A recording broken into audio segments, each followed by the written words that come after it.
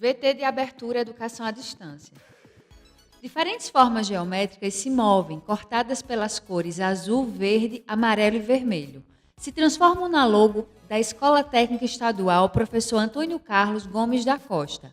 As cores e formas se misturam em fundo azul e vermelho. Abaixo e à direita da tela, o nome: Educação à Distância. Curso Técnico em Administração. Disciplina Legislação. Competência 2. Conhecer os diversos tipos de contratos, sua constituição e seus efeitos. Olá pessoal, bom dia, boa tarde, boa noite a quem estiver assistindo. Meu nome é professor Danilo Weber, como certamente você já deve me conhecer da nossa primeiro encontro, né? Mas vamos fazer relembrar alguns pontos aqui. Sou também advogado militante, advogado que está nos dias a dia do tribunal, também sou professor universitário, sou professor tanto de graduação quanto de pós-graduação, tenho mestrado em Direito e vou tentar passar para vocês aqui a nossa segunda disciplina, né, a nossa segunda competência, que versa também sobre legislação, com foco específico nos contratos. Então, a respeito dessa parte, a gente vai tentar, da mesma forma como fizemos a nossa primeira competência, nosso primeiro estudo, tentar passar de forma mais simples possível, tentar sem qualquer juridiquês, tentar fazer com que a matéria ela venha a ser útil para o seu dia a dia, para o seu curso técnico. Então, eu tenho consciência desse desafio, eu tenho a certeza de que não vai ser tão fácil, mas vai ser bastante prazeroso e você, com o esforço e com a nossa ajuda, vai conseguir o pleno aprendizado. Então, espero que também vou estar disponível, né, dentro da previsão aí do nosso estudo para qualquer dúvida, qualquer esclarecimento. Então, vamos lá. O nosso estudo, meus amigos, ele versa sobre, tem um foco no direito contratual, certo? E o que seria esse foco no direito contratual? Veja, primeiro, na apostila aí, se você pode ler, já pode verificar que tem uma parte principal em relação a essa teoria geral dos contratos, né? E já que você está cursando essa nossa disciplina nesse curso técnico, a análise contratual ela é fundamental para toda e qualquer profissão, não apenas a área jurídica, mas também toda e qualquer profissão. Por quê? Veja, por exemplo, num dos exemplos que a gente fala aí na introdução.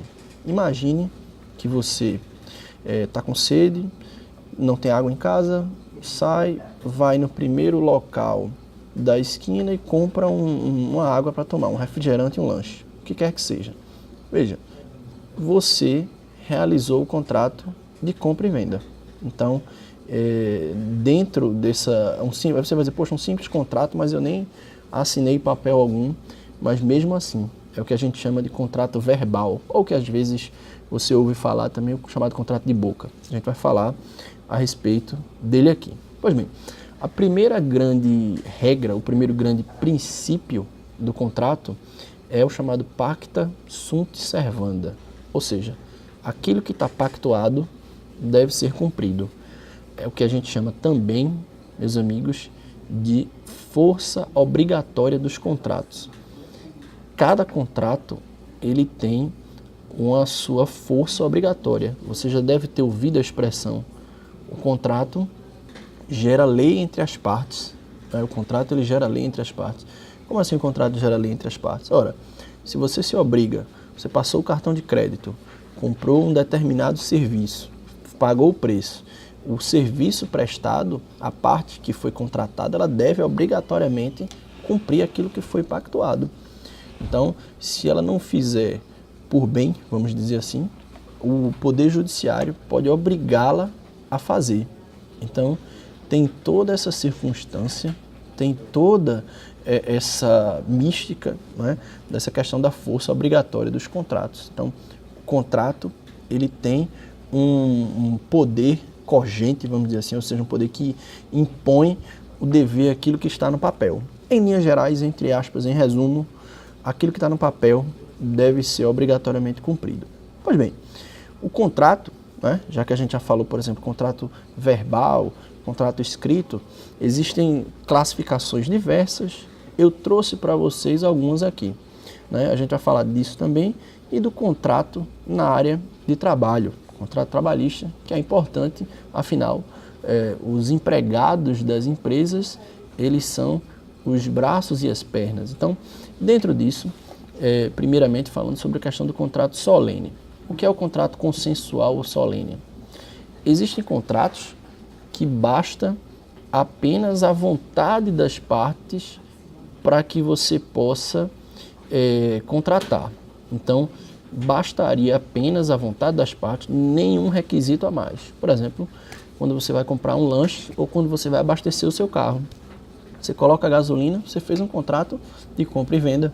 Você não precisa assinar um contrato para poder abastecer o carro, por exemplo.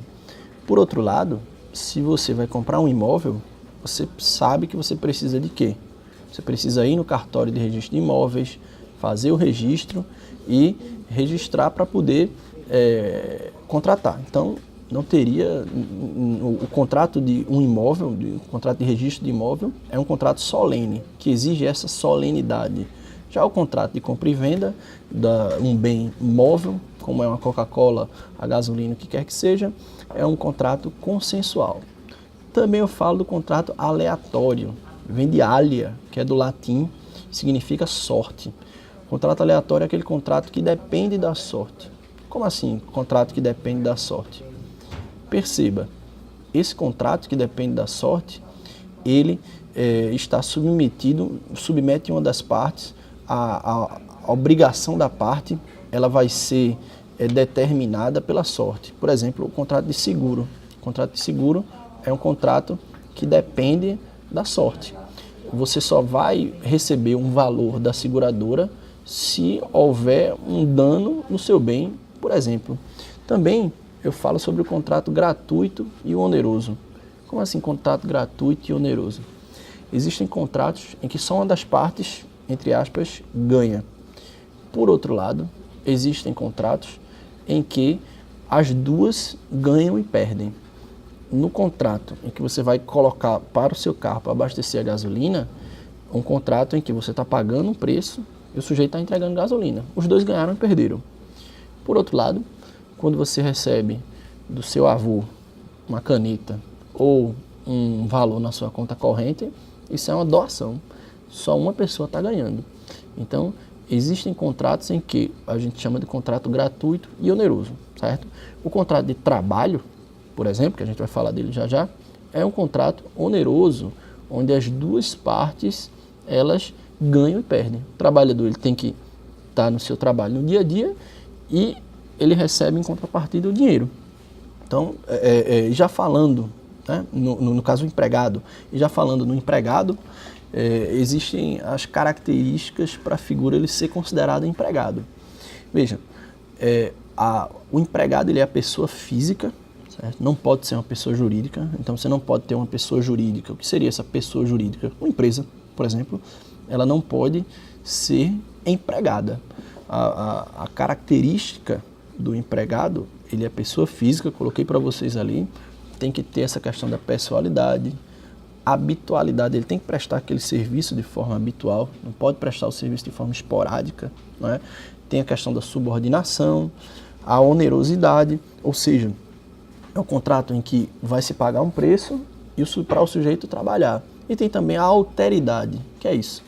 Já pensou, você está trabalhando numa empresa, a empresa tem um prejuízo gigante, você trabalhou o mês regularmente e de repente o patrão diz, não, eu não vou pagar seu salário esse mês porque a gente teve prejuízo. Ora, você não é sócio da empresa, você é empregado. Então, a alteridade, ela significa justamente isso aí. Eu também falo um pouquinho da figura do empregador, as características da figura do empregador, né? Coloco para vocês na apostila a circunstância um pouquinho do contrato de trabalho, a suspensão e interrupção do contrato de trabalho. Por exemplo, quando é que você pode faltar sem que haja o desconto, entre aspas, aí? Isso aí está dentro dessa circunstância de suspensão e interrupção do contrato de trabalho. Você já deve ter ouvido, inclusive, várias reportagens a respeito o sujeito ele faltou um dia de trabalho justamente em razão de ter doado sangue.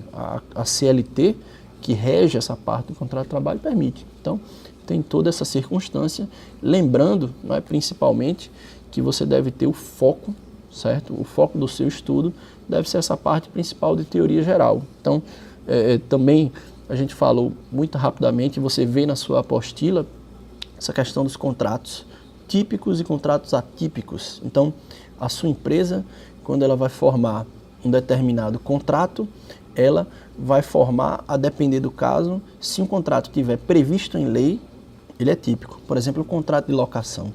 Se não tiver previsto em lei, é um contrato atípico, e aí você tem toda a liberdade do mundo para formular esses contratos. Então, em linhas gerais, para a gente resumir, existem noções, existem nortes para que os contratos sejam formados, estão no ordenamento jurídico, mas há, a prioristicamente, uma liberdade. Então, espero que vocês possam ter compreendido, vou ficar disponível para qualquer eventual dúvida e foi um prazer tê-los conosco aqui. Forte abraço. Som direto, Luiz Vitor. Imagens, Luiz Vitor. Interpretação de Libras, Rafaela Briani. Audiodescrição, Jonara Medeiros Siqueira. Produção de vídeo, Joana Rodrigues. Ilustração, Miguel Machado. Edição, Anderson Ferreira da Silva Barbosa. Professor autor, Danilo Eber. Design educacional, Renata Marques de Otero, Hugo Carlos Cavalcante, Anara Berboar. Coordenação do curso, Antônio Júnior. Coordenação executiva, George Bento Catunda, Terezinha Mônica Sinício Beltrão. Coordenação geral, Paulo Fernando de Vasconcelos Dutra. Videoaula produzida em março de 2017,